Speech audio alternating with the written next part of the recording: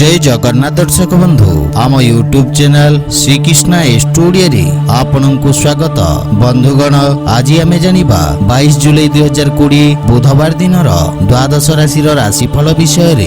एही दैनिक राशिफल चंद्रंक गोचर गणना को नहीं आधारित एवं चंद्रंक गोचर गणना आम जीवन रे बहुत प्रभाव पकई थाए। तो आसंतु सर्वप्रथमे जानिबा आजिर तिथि राशि नक्षत्र विषय रे। आज होची 22 जुलाई 2020 बुधवार श्रावण शुक्ल पक्ष द्वितीया रात्र 7 घंटा 22 मिनिट गति। तृतीया आज अश्लेषा नक्षत्र रात्र 7 घंटा 15 मिनिट गति। मघा नक्षत्र आज कर्कट चंद्र रात्र 7 घंटा 15 मिनिट गति। सिंह चंद्र आजिर शुभ बेला प्रातः 5 घंटा 23 मिनिट रु 7 घंटा 9 मिनिट पर्यंत। आजिर सूर्योदय प्रातः 5 घंटा 23 मिनिट। आजिर सूर्यास्त संध्या 6 घंटा 37 मिनिट। आजिर पर्व होची द्वितीय चंद्र दर्शन। आज नवजात शिशुर कर्कट राशि रात्र 7 घंटा 15 मिनिट गति। सिंह राशि आज दिनर शुभ पई जप ओम बुद्धाय नमः।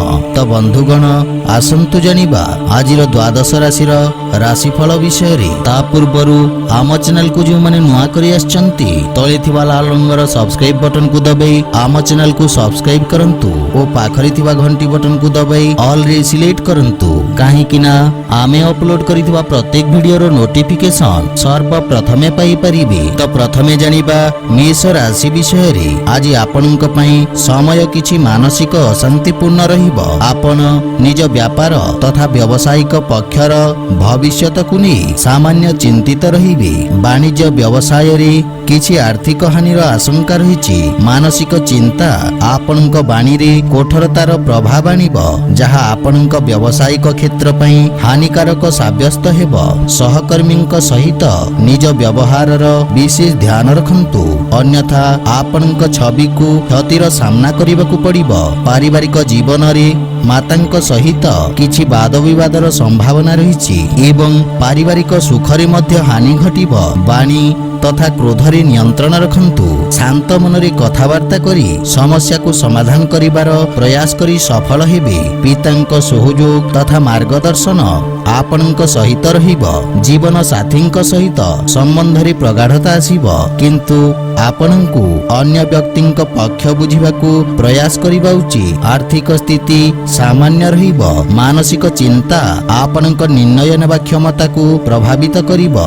जानवाहन चलाचल रे सावधान रहंतु। आज आपण ओम नमो भगवते वासुदेवाय नमः मंत्र जप करंतु शुभ फल पाइबे। आसंतु जानिबा वृष राशि विषय रे। आपनक तृतीय भाव रे चंद्रदेवंक गोचर कारणरू कार्य क्षेत्र रे सकारात्मक परिवर्तन हेबार संभावना रहिछि एवं सेथि पई आपनक मनरे प्रसन्नतार भाव रहिबो। राजनीतिक वर्चस्व रे वृद्धि घटिबो। आपण निज दायित्व रे नैथिबा समस्त कार्य को कुशलता सहित पूर्ण करिबे। व्यापारिक वर्गंक पई एही समय नुआ योजना को क्रियान्वित करिबा पई अनुकूल समय।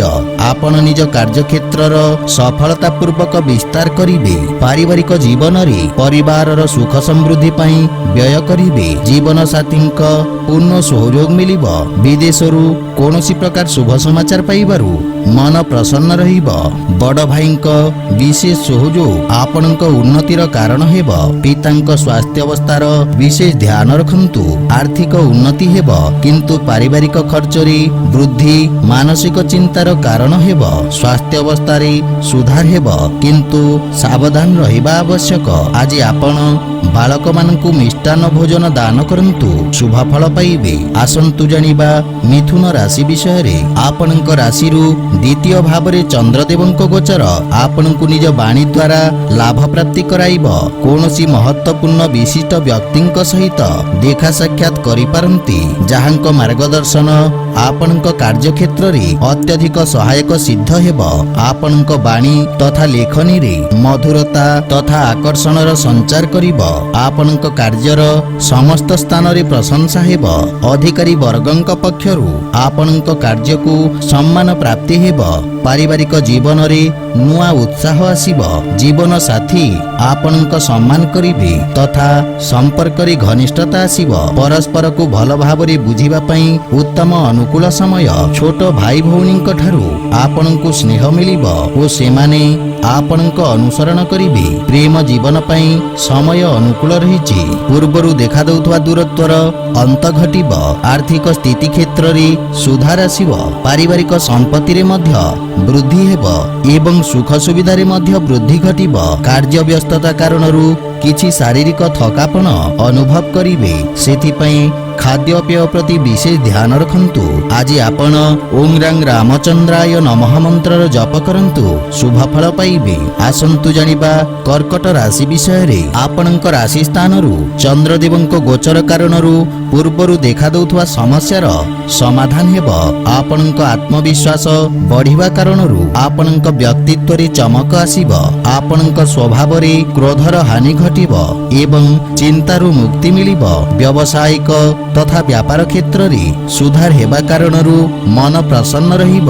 ଆପଣ ନିଜ କାର୍ଯ୍ୟକ୍ଷେତ୍ରରେ କିଛି ନୂଆ ପରିବର୍ତ୍ତନ କରିବେ, ଯାହା ଭବିଷ୍ୟତରେ ଆପଣଙ୍କୁ ସକାରାତ୍ମକ ପରିଣାମ ପ୍ରଦାନ କରିବ। ପାରିବାରିକ ଜୀବନରେ ଜୀବନ ସାଥୀ ଆପଣଙ୍କ ବ୍ୟକ୍ତିତ୍ୱରେ ଆସିଥିବା ପରିବର୍ତ୍ତନରୁ ପ୍ରଭାବିତ ହେବେ। ସନ୍ତାନ ପକ୍ଷରୁ କୌଣସି ପ୍ରକାର ଶୁଭ ସମାଚାର ଆପଣଙ୍କ ଚିନ୍ତାକୁ କମ୍ କରିବ। ପିତାଙ୍କ ସହଯୋଗରୁ ଆପଣଙ୍କ ଅଟକିଥିବା କାର୍ଯ୍ୟରେ ପ୍ରଗତି ଆସିବ। ପରିବାରର ବରିଷ୍ଠ ସଦସ୍ୟଙ୍କ ସ୍ୱାସ୍ଥ୍ୟାବସ୍ଥାର ବିଶେଷ ଧ୍ୟାନ ରଖନ୍ତୁ ଏବଂ ମାତା ପିତାଙ୍କ ସେବା କରନ୍ତୁ। ଆର୍ଥିକ ସ୍ଥିତିରେ ଯଦି କୌଣସି ନିବେଶ କରିବାକୁ ଚାହୁଁଛନ୍ତି ତାହେଲେ ପିତାଙ୍କ ପରାମର୍ଶ ଅବଶ୍ୟ ନିଅନ୍ତୁ। ପରିବାରର ଅନାବଶ୍ୟକ ଖର୍ଚ୍ଚରେ ନିୟନ୍ତ୍ରଣ ଲାଗି ରହିବ, କିନ୍ତୁ ଦିନଚର୍ଯ୍ୟାରେ ପ୍ରଭାବିତ ହେବା କାରଣରୁ କାର୍ଯ୍ୟରେ ବାଧା ଦେଖାଦେଇପାରେ। ସ୍ୱାସ୍ଥ୍ୟ ପ୍ରତି ସଚେତ ରୁହନ୍ତୁ। ଆଜି ଆପଣ କୌଣସି ମନ୍ଦିରରେ ଲାଲ ରଙ୍ଗର ଧ୍ୱଜ ଦାନ କରନ୍ତୁ, ଶୁଭ ଫଳ ପାଇବେ। ଆସନ୍ତୁ ଜାଣିବା ସିଂହ ରାଶି ବିଷୟରେ। ଆପଣଙ୍କ ଦ୍ୱାଦଶ ଭାବରେ ଚନ୍ଦ୍ରଦେବଙ୍କ ଗୋଚର ବ୍ୟବସାୟରେ କିଛି ହାନିର ଯୋଗ ଉତ୍ପନ୍ନ କରିବେ। କାର୍ଯ୍ୟକ୍ଷେତ୍ରରେ କିଛି ଅପ୍ରିୟ ସ୍ଥିତି ଉତ୍ପନ୍ନ ହୋଇପାରେ। ଏହି ସମୟ ଆପଣଙ୍କୁ ନିଜ ଲମ୍ବିତ କାର୍ଯ୍ୟକୁ ପୂରଣ କରିବାର ଅବସର ପ୍ରଦାନ କରିବ। କୌଣସି ନୂଆ କାର୍ଯ୍ୟ ହାତକୁ ନିଅନ୍ତୁ ନାହିଁ, ଅନ୍ୟଥା କ୍ଷତିର ସମ୍ଭାବନା ରହିଛି। ଅସୁରକ୍ଷିତ କାର୍ଯ୍ୟରେ ହାନିର ସମ୍ଭାବନା ରହିଛି। ବିଶେଷ ରୂପରେ କୌଣସି ପ୍ରକାର ନିବେଶରୁ ଆପଣଙ୍କୁ ଦୂରେଇ ରହିବା ଉଚିତ। ରୋଜଗାର କ୍ଷେତ୍ରରେ କୌଣସି ପରିବର୍ତ୍ତନ ପାଇଁ ସମୟ ଶୁଭ ନୁହେଁ। ପାରିବାରିକ ଜୀବନରେ ସ୍ଥିତି ସାମାନ୍ୟ ସଂଘର୍ଷପୂର୍ଣ୍ଣ ରହିବ।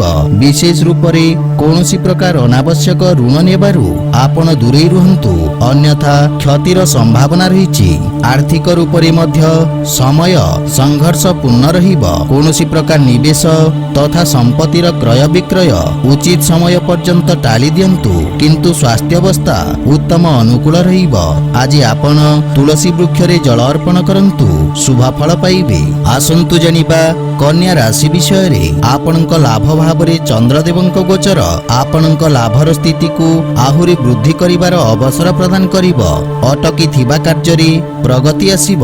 ଆକସ୍ମିକ ଧନ ଲାଭର ଯୋଗ ରହିଛି। ବାଣିଜ୍ୟ ବ୍ୟବସାୟ କ୍ଷେତ୍ରରେ ଆପଣଙ୍କ ଦ୍ୱାରା ପୂର୍ବରୁ କରାଯାଇଥିବା କାର୍ଯ୍ୟ ଆପଣଙ୍କୁ ଉତ୍ତମ ପରିଣାମ ପ୍ରଦାନ କରିବ। ବ୍ୟବସାୟରେ ବୃଦ୍ଧି ହେବ ତଥା ପଦୋନ୍ନତି ଓ ବେତନ ବୃଦ୍ଧିର ସମ୍ଭାବନା ରହିଛି। ପାରିବାରିକ ଜୀବନରେ ଜୀବନ ସାଥୀଙ୍କ ସହିତ କୌଣସି କଥାକୁ ନେଇ ମନମତାନ୍ତର ଦେଖାଦେଇପାରେ, କିନ୍ତୁ ମାତାଙ୍କ ପୂର୍ଣ୍ଣ ସହଯୋଗ ମିଳିବ। ପାରିବାରିକ ବାତାବରଣ ସୁଖଦ ରହିବ। ଛୋଟ ବାଳକମାନଙ୍କ ସହିତ ଉତ୍ତମ ସମୟ ବ୍ୟତୀତ କରିବେ, କିନ୍ତୁ କାର୍ଯ୍ୟ ବ୍ୟସ୍ତତାରେ ବୃଦ୍ଧି ଘଟିବ। ପ୍ରେମ ଜୀବନରେ ନୂଆ ଉର୍ଜାର ସଞ୍ଚାର ହେବ। ଆର୍ଥିକ ସ୍ଥିତି ସୁଦୃଢ଼ ହେବାକୁ ଲାଗିବ। ଅନାବଶ୍ୟକ ଖର୍ଚ୍ଚରେ ନିୟନ୍ତ୍ରଣ ରଖିବା ଆବଶ୍ୟକ। ସ୍ୱାସ୍ଥ୍ୟ ପ୍ରତି ବିଶେଷ ଧ୍ୟାନ ରଖନ୍ତୁ ଏବଂ ଦିନଚର୍ଯ୍ୟାକୁ ନିୟମିତ ରଖିବାର ପ୍ରୟାସ ସହାୟକ ସିଦ୍ଧ ହେବ। ଆଜି ଆପଣ ଗୋମାତାଙ୍କ ସେବା କରନ୍ତୁ, ଶୁଭ ଫଳ ପାଇବେ। ଆସନ୍ତୁ ଜାଣିବା ତୁଳା ରାଶି ବିଷୟରେ। ଆଜି ଆପଣଙ୍କ କାର୍ଯ୍ୟକ୍ଷେତ୍ରରେ ନୂଆ ଯୋଜନାରେ ପ୍ରଗତି ହେବ। ବ୍ୟବସାୟୀ ମାନଙ୍କ ପାଇଁ ରୋଜଗାରର ନୂଆ ଉତ୍ତମ ଅବସର ପ୍ରାପ୍ତି ହେବ। ଉଚ୍ଚ ଅଧିକାରୀଙ୍କ ପୂର୍ଣ୍ଣ ସହଯୋଗ ମିଳିବ। ରାଜକୀୟ ପକ୍ଷରେ ଯୋଡ଼ି ହୋଇଥିବା ବ୍ୟକ୍ତିଙ୍କୁ ଆର୍ଥିକ ଲାଭ ମିଳିବ। ନୂଆ ବ୍ୟବସାୟର ପ୍ରାରମ୍ଭ କରିବା ପାଇଁ ସମୟ ଅତ୍ୟନ୍ତ ଶୁଭ ରହିଛି। ଲାଭର ସ୍ଥିତି ବିକଶିତ ହେବ। ଆପଣଙ୍କ ନୂଆ ବିଚାର तथा क्रांतिकारी भावना कार्यक्षेत्र उत्तम परिणाम प्रदान करिब। पारिवारिक जीवन में पिता संपर्क सुधार आसिब एवं परिवार रे हस खुशीर वातावरण लागी रहिब। संतान आपणक मार्गदर्शन अनुसरण करिवे। आपण जीवन साथी भावना को सम्मान करिवे। सेथिपई प्रेम रे मधुरतार भाव रहिब। आर्थिक स्थिति रे आयर नुआ स्रोतर निर्माण हेब एवं आर्थिक स्थिति सुदृढ़ हेबाकू लागिब।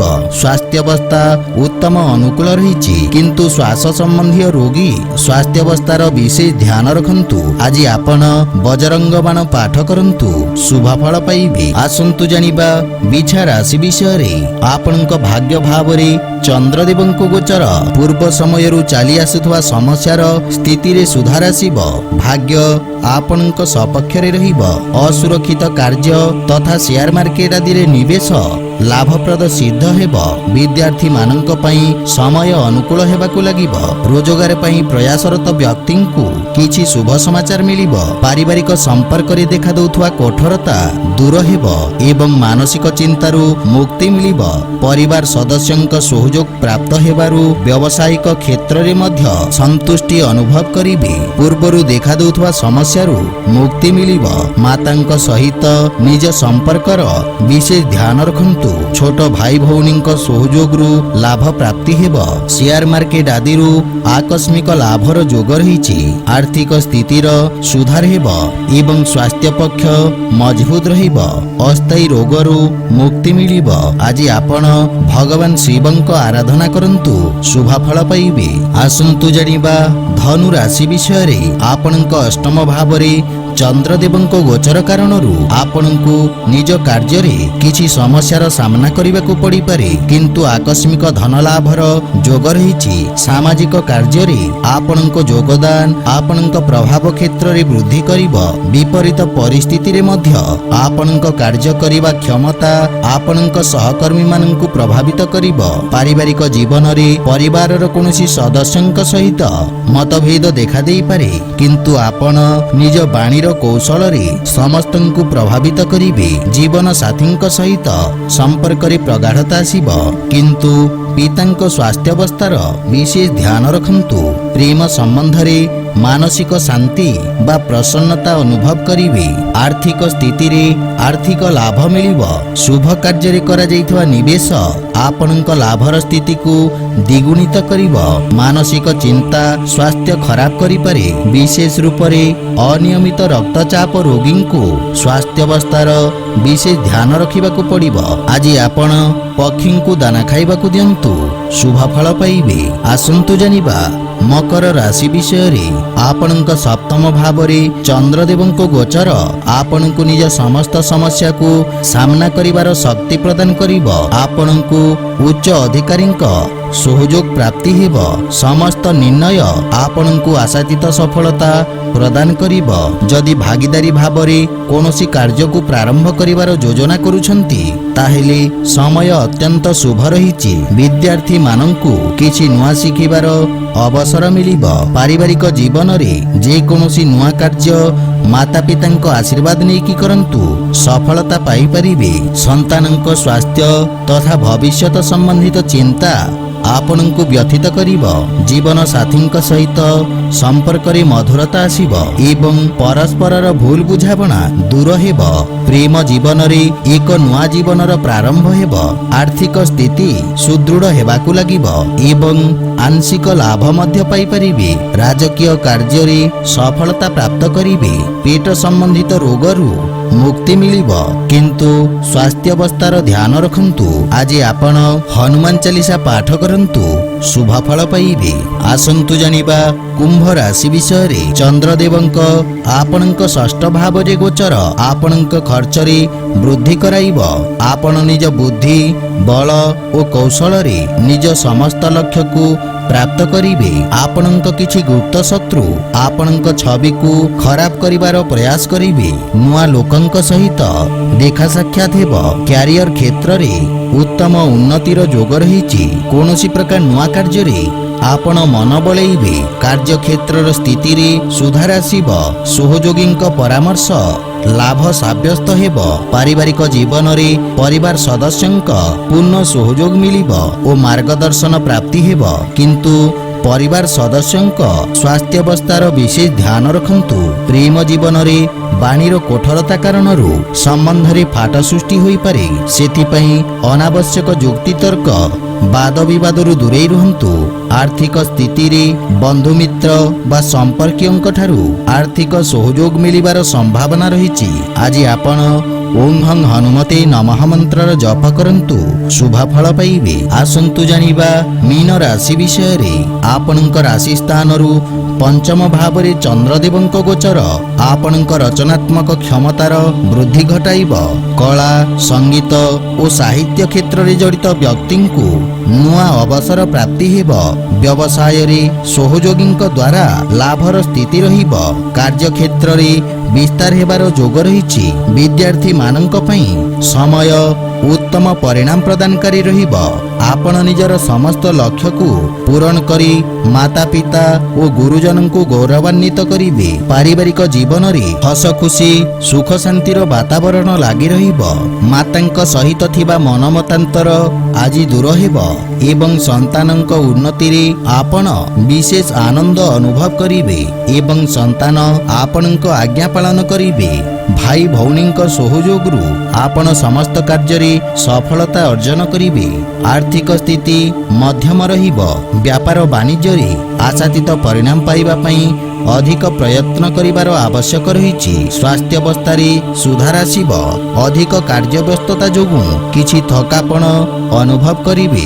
ଆଜି ଆପଣ ଭଗବାନ ବିଷ୍ଣୁଙ୍କୁ ତୁଳସୀ ଅର୍ପଣ କରନ୍ତୁ, ଶୁଭ ଫଳ ପାଇବେ। ତ ବନ୍ଧୁଗଣ, ଏହା ଥିଲା ଆଜିର ଦ୍ୱାଦଶ ରାଶିର ରାଶିଫଳ ବିଷୟରେ। ଯଦି ଭିଡ଼ିଓଟି ଆପଣମାନଙ୍କୁ ଭଲ ଲାଗିଥାଏ ଲାଇକ୍, ସେୟାର ଓ କମେଣ୍ଟ କରି ଜଣାନ୍ତୁ ଏବଂ ଏହିପରି ନୀତିଦିନ ନିଜ ରାଶିଫଳ ବିଷୟରେ ଜାଣିବା ପାଇଁ ଆମ ଚ୍ୟାନେଲକୁ ସବସ୍କ୍ରାଇବ୍ କରନ୍ତୁ ଓ ପାଖରେ ଥିବା ଘଣ୍ଟି ବଟନକୁ ଦବାଇ ଅଲ୍ରେ ସିଲେକ୍ଟ କରନ୍ତୁ। ଜୟ ଜଗନ୍ନାଥ।